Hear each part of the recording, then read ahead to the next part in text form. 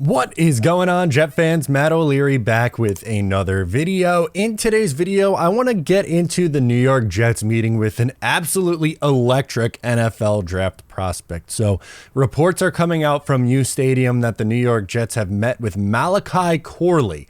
Now, why is Malachi Corley an electric prospect? Well, he's not someone who's necessarily going to go in the first round, but that's okay. You know, there's many a times where good players are taken outside of the first round. But Malachi Corley is known as Yak King, yards after catch king. That is his nickname. So electric, I think, is probably a pretty appropriate description for his game, and we're going to get into why I think he'd be a really fun fit in this offense if they were to draft him. So Corley is 5'11", 215. He ran a 4.49 40-yard dash, which I know that doesn't necessarily pop off the page, but I think at times the 40-yard dash could be a little bit overrated. People see the 4.2s and they go, ooh, and they get all excited, or a low 4.3 number.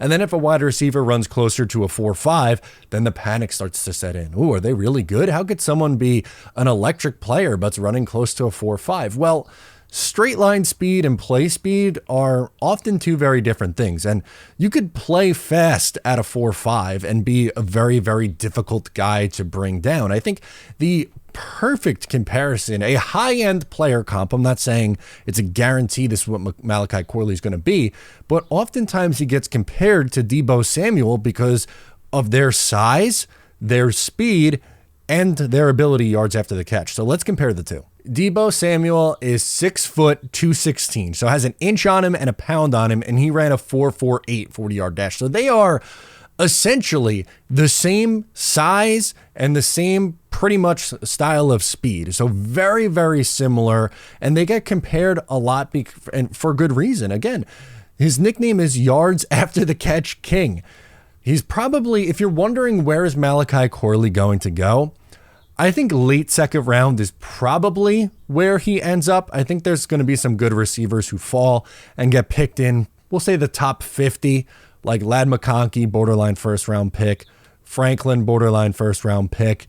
And then you get into some names like Roman Wilson, Ricky Pearsall. And then probably when you get into the back half of the second round, I think that's probably where you're going to find Malachi Corley, or at the top of the third round, which kind of fits, and hopefully he falls to the third round because the Jets are picking at pick number 72. So how would the Jets even get him if, let's say, he is a back half of the second round guy? Well, what if we do the scenario where the Jets do the trade back? We've done many times where the Jets move back a few spots, pick an offensive lineman, and then in the second round, they're targeting a wide receiver. Maybe that's the route that they would like to go. Or if you move back just like 2 spots and pick up an additional third rounder, you could package both those third round picks to jump you back up into the second round, or maybe a third and a fourth, whatever the case may be. You have 4 mid-round picks in the third round and fourth round under that scenario.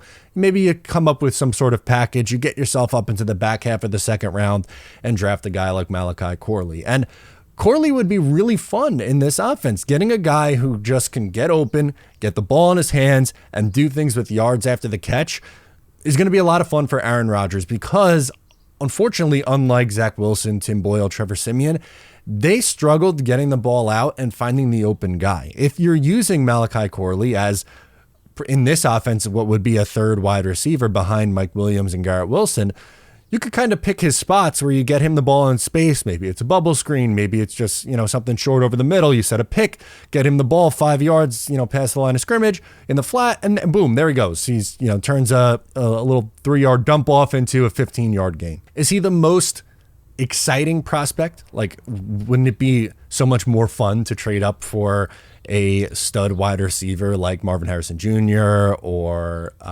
Rome Odunze or Malik Neighbors, someone like that? Yeah, that's going to be fun, and that's a sexy thing, and we talk about how that could be exciting. But what if the Jets take a different approach, which is on the table? Like, a lot of people would like to see them take offensive line early and then look to the second or third rounds for a weapon.